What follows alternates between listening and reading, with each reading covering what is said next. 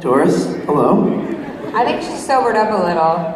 Yeah, she looks like it. Or she's sleeping. I can't tell with the sunglasses. With those sunglasses, she's not going to be able to see well. It won't matter. I got asked if I ship Matt Cohen and Doris.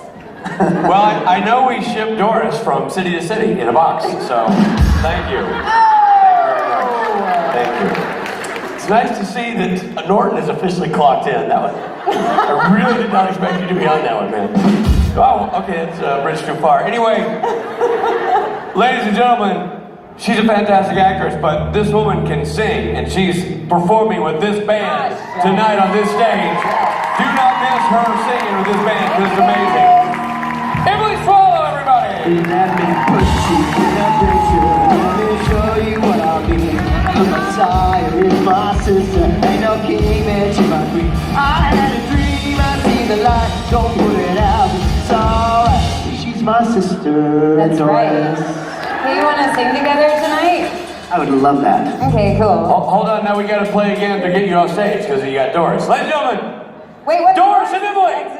Let me put you in a picture. Let me show you what I mean. Doris is my sister. Ain't no king that you can keep. I had a dream, I see the light. Don't put it out, it's alright. There goes my sisters. Your playful sister.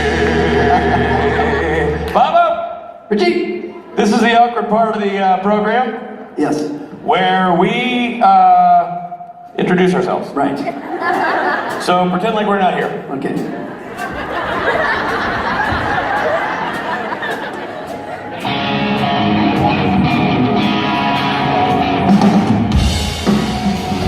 Ladies and gentlemen, please give it up for Mr. Matthew Cohen, Mr. Richard Smith Jr., and Mr. Rob Benedict.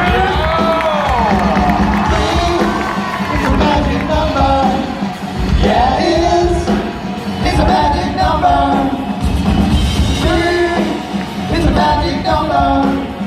Yeah, it is. It's a magic number.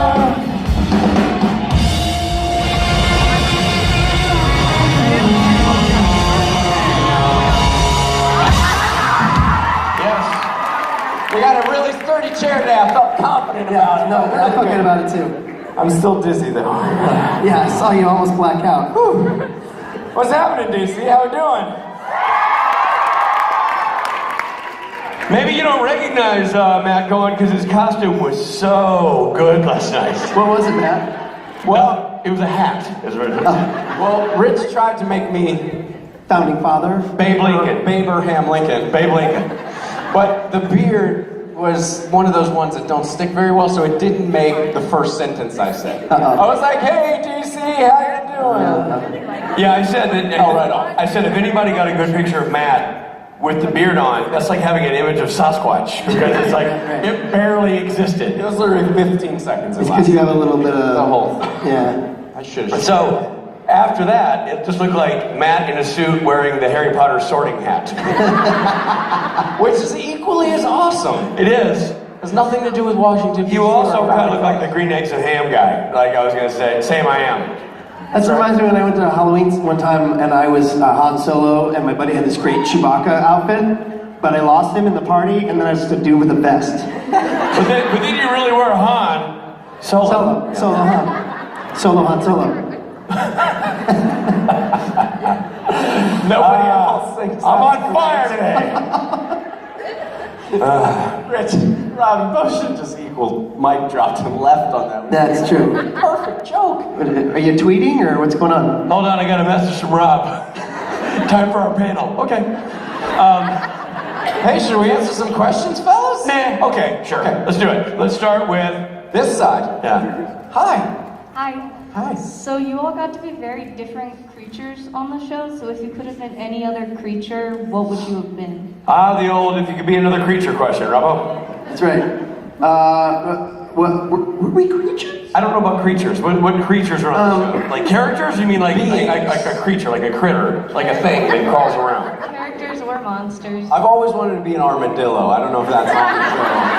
I always just think they're so cool when they're like, Who can forget the season where there was the evil Armadillo. armadillo? like, Well, I'm a dinosaur kind of, but really small, you know? I like where Matt's going to this. I would be Cookie Monster. Ah, I like it. That's great. C is for cookie, the good on a bummer.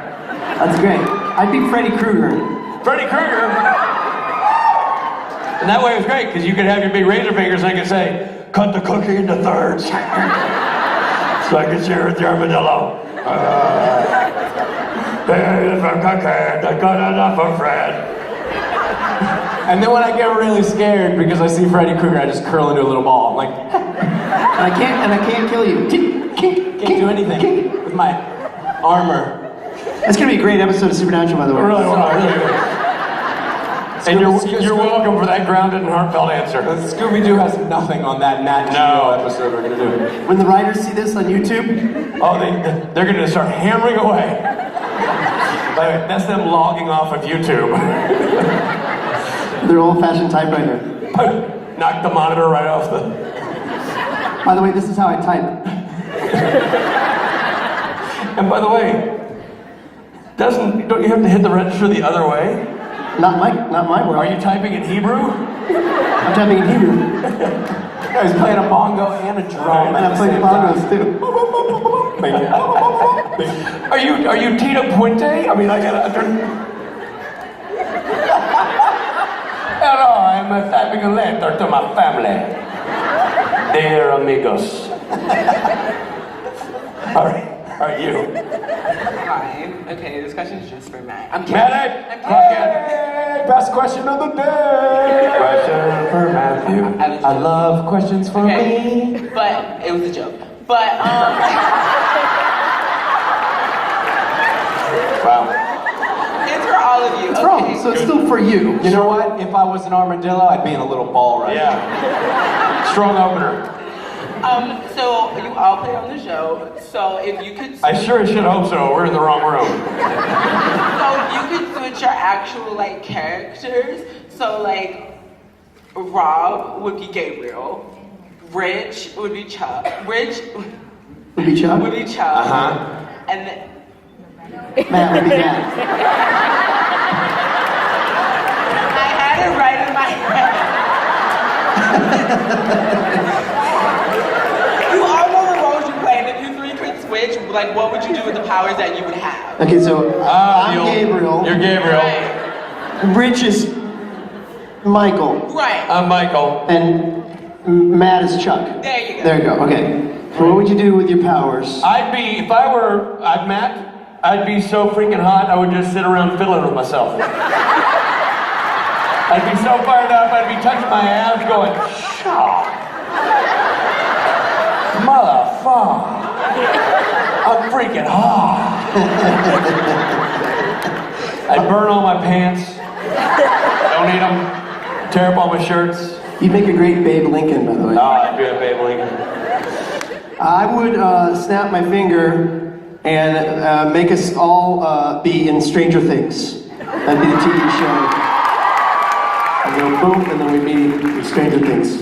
And I would most definitely be God and be able to play and sing all of Loudon Swain's music. Like God. It's a bummer because I would love to come see the band play, but I burned all my pants. Don't worry, you're still good. Bring it's good. And I'm nude. Maybe you could give me one of those like a blurry thing, so at least I can go in public. Please, dear God. Give him the blurry thing. What's the matter? Give him the blurry. Big fan of the show. Love your band. I don't know. It's a real toe tapper. All your music. You're not actually Matt. Man, I love this song. No. Oh, Whoa. I love this band. Whoa, come on. Next question. Is it weird when we're standing next to each other and I turn real quickly? So anyway. Yeah. It is weird. Yeah. Very weird. You. Hi, my name's Maggie, and this is my 4th convention. You know what? Admitting it is the first step to recovery. You know what? I'd like to go next. My name's Matt Cohen, and this is my 7,000th convention. Hi, my name is Rob, and I can't remember when I wasn't doing conventions. And Rich, Wait, I'm at a convention? I never leave. Yes, ma'am. So my question is, who in the group would be Moe, Larry, and Curly from the Three Stooges? Well, Who's the one that talks most?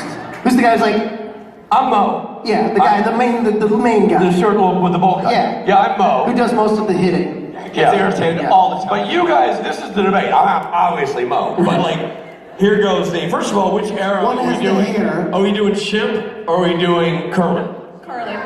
Curly. Okay, so we're doing Curly. Curly's the bald one. Yeah. And then Larry is the other. Who has the hair like this? Larry. I feel like you're Larry. I think I gotta be Larry. Yeah, you're Curly. There you go. There you go. Thank you. You're welcome.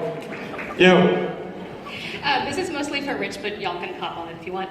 I know you've had weird interactions with fans, but what's the weirdest interaction you've ever had as someone's fan? First of all, I don't know if I've had a lot of weird interactions with fans. You have, I know several of them.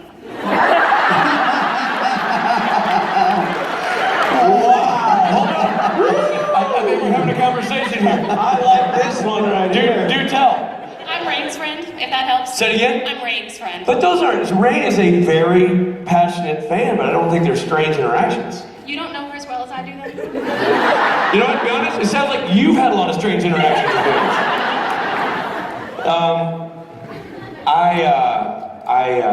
What was the other thing? Oh, strange interactions as a fan. Oh, well, yeah, I'm a huge fan of R2M. Huge. I mean, that was the soundtrack of my youth.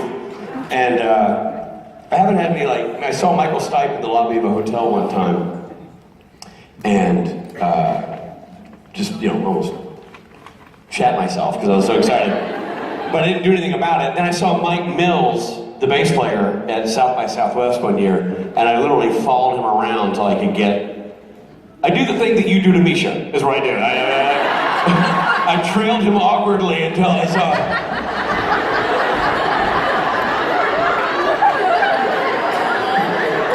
He's having a conversation with somebody else, and I'm like...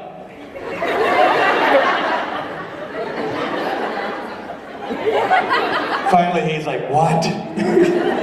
Have a picture with you? Yes. So he was actually very gracious and let me take his picture. So I have a picture of me and Mike Mills on, that I cherish. So that was probably my most awkward. But the truth, I think one of the more funny stories we have is your story running into Mr. Vedder in the dressing room story. Yeah, I'm a big Eddie Vedder fan, and I was lucky enough to be backstage at one of his shows, and I knew somebody who knew him. So we went up to his dressing room, and I am shitting myself. And so they cleared everybody out. It was just Eddie's wife, this friend, my friend, the friend that knew Eddie, and me. So I'm a person away from Eddie. And I'm trying to ask him, I'm thinking of things to say just because I want him to look at me. And so I asked him what one song was that he played that I know the answer to. And he kind of looked at me like it was dumb. It's like saying to Eddie Vedder, like, what was the Even Flow song? Is that an original or a cover, So that was stupid. And then the next thing I said was, he was smoking a cigarette. And I said to the woman sitting next to me, hey, can you ask Eddie for a cigarette? I don't smoke anymore, but at the time I would for Eddie. And she was like, why don't you ask him yourself? And I go, I'm shy. And then Eddie, on the other side, he's facing away from me. I'm over here. He just goes like this. Puts his pack of cigarettes over to me. Like he heard me. He never looked at me, but he acknowledged that I spoke. That was it. I gotta tell you, if I know this stand-up like I think I do, somebody is currently drafting a t-shirt with your face that says, I smoke for Eddie. I had a run-in like that one time with Steven Spielberg. After he had done Band of Brothers, I ran into him somewhere else. And it's, I think the man's a genius. And even though he cast and produced Band of Brothers, he didn't direct any of them. So I didn't work closely with him at all after the audition process. So when I saw him, I was like, Steven Spielberg, oh God. So, I I went over to say hi. We literally just wrapped Band of Brothers like weeks before. So I was like, hey, he's like, oh, hey, I said, I played blah, blah, blah, and Band of Brothers. He's like, hey, cool. And then I'm standing there next to Steven Spielberg with really nothing to say. And I'm like, I haven't seen Munich yet, because that's his most recent film. He goes, yeah, well, it's not out. I'm like, yeah, it makes it real tough to get a peek. All right, well, it's great chatting with you. It was just the worst. Again, Rich made Musk and Band of Brothers. Big fan. Wait, but Tom you worked with, right? He directed. But Spielberg wasn't as hands-on? Spielberg was going to direct the pilot, and they ended up having kidney problems and had to go have surgery. Oh, wow. So they brought a different director in to direct it, who ended up being... There you go. Small, giant, small world. And we're back. And scene. Thank you for your question.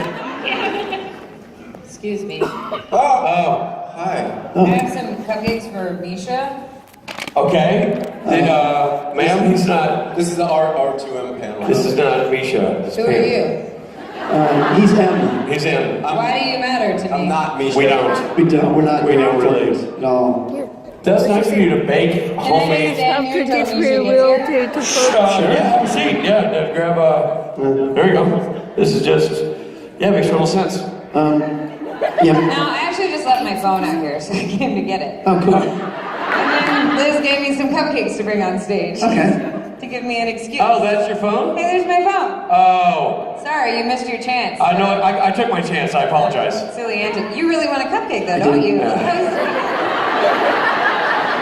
These were cupcakes for Victoria's birthday. Happy birthday, Victoria. So you didn't get to sing with us. I didn't. We celebrated last night when you weren't here. I heard. Yeah, Awesome. you were gone. You were somewhere else. I was we not were here. here. We were having fun at karaoke. I heard. Yeah.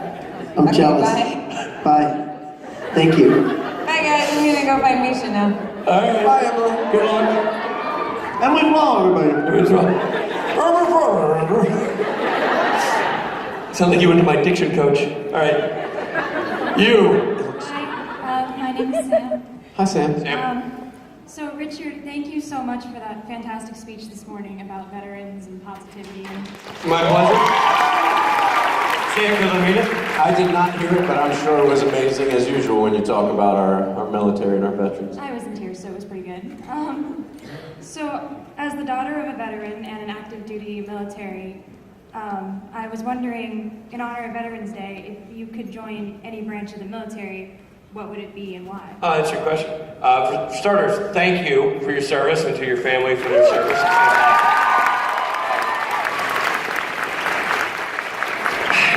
Honestly, I feel like, and I'm sure everybody has an opinion on this, Matt, you probably had these conversations with yourself, but the Marines. And I'm sure there's a bunch of Marines out there watching who go like, dude, you would not cut it in the Marines. Yeah, they're doing that. They're doing that minus the cupcake. They're just shaking their head without the sweet treat. I would think it'd be, I respect all branches of the military and got a chance to spend a lot of time with various members of the military. When we were doing Band of Brothers, we went to a lot of forward operating bases in Oman and the Middle East after the war started. So I had the great privilege of meeting a lot of the men and women who serve, and I have the greatest respect for all of them. So when I say Marines, that's kind of an arbitrary, just being a kid and thinking that Marines were just cool looking in their uniforms or whatnot, but all the branches are incredibly impressive. And so, Did they have Marines during World War II? I think the Marines were formed because, for what? 1776. Say it. I can't say it. 75. 76. Oh, there you go. We're the right city to ask these questions. Because, it was their birthday. We needed a bigger cake. Get Victoria a tiny one for the Marines. We needed. Well, that's awesome. So, is there any branch that you guys ever sort of thought about? I mean, no, they're all pretty awesome in their own ways. I think I can't fly, but I think it'd be cool to be able to fly and be in the Air Force. That'd be cool. There you go. I would, and it seems like like such a one-upper answer. I would most definitely attempt to be a Navy SEAL, for sure. Yeah, I knew you were saying. I met a guy, I got the chance to run a marathon in Colorado, and I got to train with a Navy SEAL, and I beat him. And I'm not saying I'm better than him, I'm just saying I got probably really lucky. We drank the night before, we ran the 10K the next day at 10,000 feet. Somehow I beat him by like 40-something seconds, and like I was like 27, 28 at the time. And I just was like in between jobs, and he literally gave me the talk that it's now or never, kid. And I was like, really? Like I gave it a full run through my mind. My wife said, what the hell are you thinking? You are not going to do it. So now I'm a conventionist instead. We had my uncle served in the Navy during Vietnam, and he was it's awesome. He ended up being a code breaker and was stationed, in I think the Philippines, in a bunker intercepting transmissions, whatever. And his big thing was he volunteered for the Navy, and he said the one thing that bummed him out, he volunteered for the Navy because he had a thing for boats. He never got on one, not one time. He's like, I never got on a boat. He's like, I got discharged, and so I went up, I was like, they're gonna fly me home. And I'm like, I'm in the Navy. So I went over to like one of the officers he knew, and he's like, the boat, you're about to sail back to the States. Can I hop a ride? And he's like, yeah, no. So literally, he's like the cowboy that never rode a horse. He's the Navy veteran who served a full stint and never got on a boat. Go figure. Yeah, I remember he made me laugh one time when I was a little kid. I was asking him about the Navy, and I said, how long ago were you in the Navy? And he goes, well, you know Captain Crunch? And I go, yeah. He goes, I knew him when he was Ensign Crunch. It's good. It's very sweet. Thank you for the question, and thank you for your service. Hello. My name is Natalie. My question was, I was wondering, what was your favorite childhood TV show, and what character would you want to be? Favorite childhood TV show? $6 Million Man. Oh man, that's a great one. I love that show. I used to pretend that I was the $6 Million Man. I'd run through the living room going. There was $6 Million Man was a show from the late 70s. If you didn't know, but this guy gets in a horrible accident, and he actually gets a bionic eye, arm, and leg, I think. I had the doll. Same. You could like look through the back of his head and see things. I had Mascotron, his arch enemy. Really? Remember that? Yeah. Anyway, and when his legs would turn on, the music would go. So I used to pretend I was him. My favorite thing about that is right now, $6 Million Man, $6 million would get you like maybe a good toupee. Like you would you couldn't afford anything. Yeah. Have a hell of a loan. Mine was Happy Days. Yeah. And I wanted to be the Fonz. It's real simple. Matthew? Alf. Hey, Willie! That's my Alf imitation. It's pretty great. Thank you. Good. Thought he was here for a second. And who did you want to be? Alf? Alf. Sure. It's awesome. Alien. Yeah. Made me believe in aliens when I was little. I thought that's what aliens were. Dude, that's a crossover for Supernatural. I mean, we should be doing it. I get the Scooby-Doo, but with Sam and Dean and Alf in the backseat. And Alf is just like, Hey, Sammy! what's wrong with your lips, Dean? Why do you always do that thing? It's pretty good Alf. It's good Alf. It's the best imitation you got, man. It's the only one I have, and it's mediocre, but thank you. You. Good morning. First of all, I'd like to say you all look very nice today. Oh, Thank thank you. You look lovely also.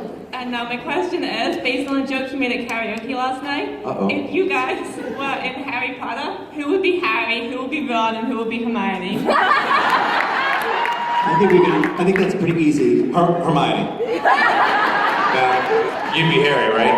You're Harry. I'm Harry? Yes. You're Mo, you're Harry. I'm your dumb friend. You're real angry about it. Yeah. You're Mo. You're Harry. Yeah, because I'm Ron. Ron doesn't want to be Ron. He's scared of everything. He's not Harry.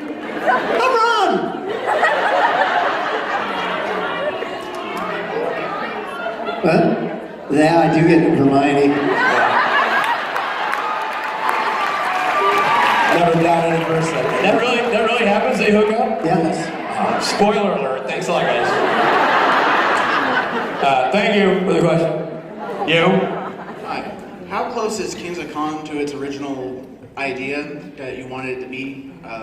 Or did you have to compromise to get it made, and will we see more? Yeah, okay, so good question. Good question. The first answer I would say, and Rob, you can correct me if I'm wrong, but I think we kind of did what we wanted to do. I mean, certainly there were limitations in terms of time and budget, but Lionsgate, who we were working with to make season 1, really gave us no notes. I mean, they didn't say pull back on anything. I think there was literally one joke. They're like, and otherwise they kind of let us do what we were doing. One of the benefits of being on a digital platform and not a major network is we didn't have that many cooks in the kitchen, so that was cool. Season 2, Robbie and I are in the process. We're working with Lionsgate's digital division to find a new home for it. So we're excited about doing it. We're teed up and ready to go, and now we're just taking meetings. We literally just started last week taking the meetings to figure out where it's gonna land, and when we have a home, that's when we'll start actually making the show. So we're in that sort of intermediate process of figuring out where it's gonna be. We know artistically where the show's gonna go and have a few episodes written and everything. We just, like I said, we're just looking for the home. As soon as we find one, we will let you know. And I think, to answer your question better, there will be more. There will be more. Yes, there will be more. And if you haven't seen Kings of Con, which is a series that Rob and I made, comedy about the convention world. That Matt is in. And that Matthew Cohn is in. It is on iTunes, and it is on Amazon Prime, and that's in the UK as well. It's on Amazon Prime. So it's around and out, and go check it out. I think if you haven't seen it, you'll enjoy it. That's on Prime. Sorry, we have a private conversation. I think relatively new. Yeah. That's awesome. Hello. Hi. Thanks for your question, buddy. All three of you are awesome. Yeah. My question is for Rich. All right. In season 12, you directed an episode that was like a love letter to Reservoir Dogs. How did that come about, and was it your choice? Say that again. In season 12, I directed an episode that was a love letter to Reservoir Dogs. Yes. Okay. So Davey Perez wrote that script. The episode was called "Stuck in the Middle with You," and Davey Perez. A lot of that was in the script. So he leaned on the idea of referencing some of these films. I think specifically, he indicated he wanted the diner scene to kind of feel like Reservoir Dogs, the slow motion walk. So we found a place to do that, and also the idea of the Pulp Fiction sort of gold, glowing from the box was his. And so then I just took it and ran with it, because I'm a huge fan of Tarantino, and Tarantino pulls a lot of elements from Westerns, and I'm a big Western fan. So then, the whole standoff with Ramiel became like a Sergio Leone movie, and I shot it like that. We edited it like that, and it was done very much on purpose. It's even one of the rare times where Supernatural has changed the style of their score to match the genre. They've done it a couple times, and this is one of the times where they're like, oh, we should have sort of an Ennio Morricone sounding score to go with the vibe of what this show is. And so, Davey Perez definitely got the ball rolling on that, and Andrew Dabb and Bob Singer and Phil were 100% behind it. And then I just took it and kept going, because it was so fun and right up my alley. I had a blast doing that. Thank you, I appreciate that very much, thank you. Really is a great episode. Thank you, buddy. Hi.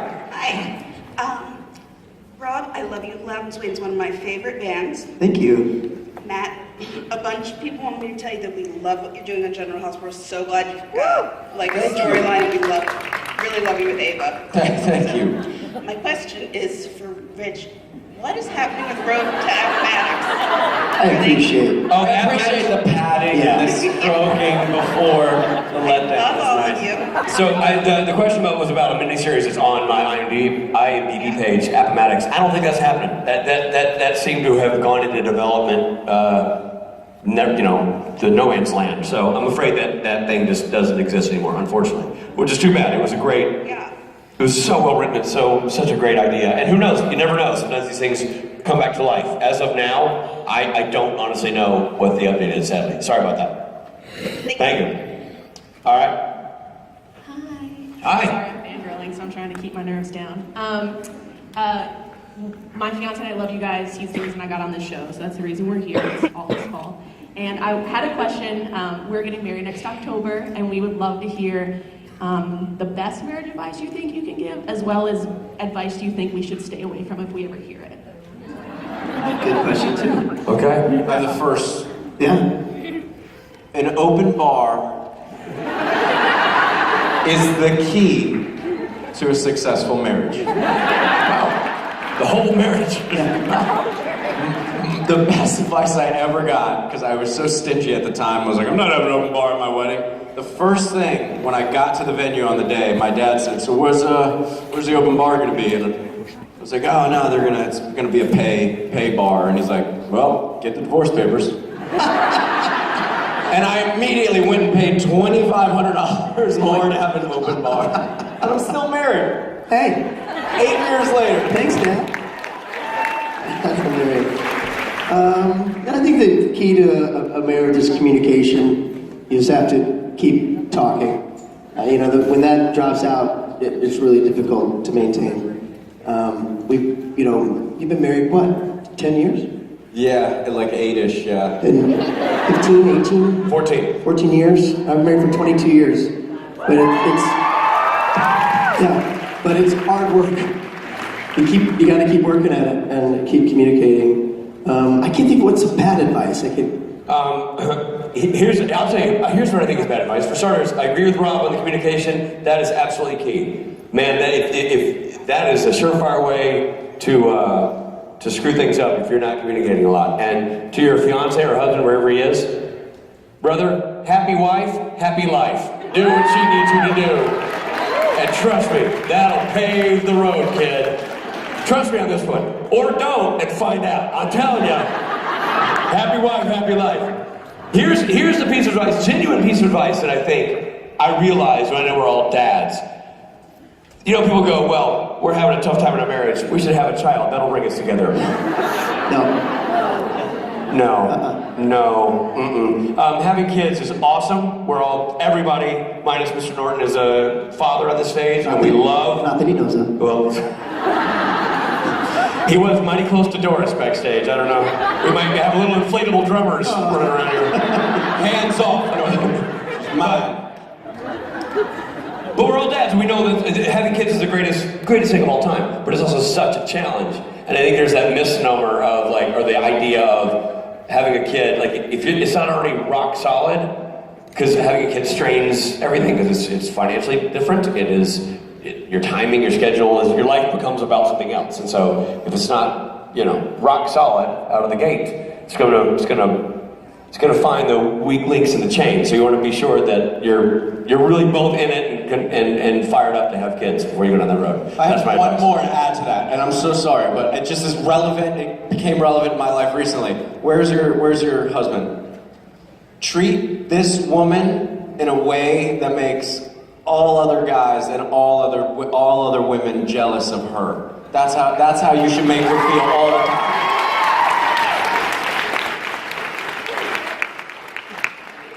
It's important. I think the three of us have in common too, we're not in charge at all. Oh, no, not at all.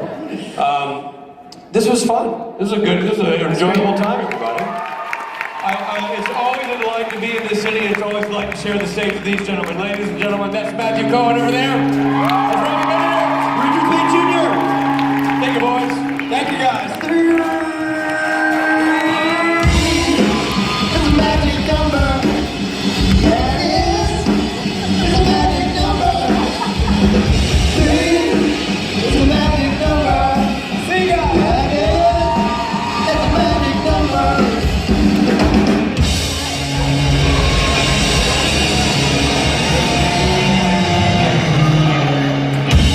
That was great, everybody. That was really tight.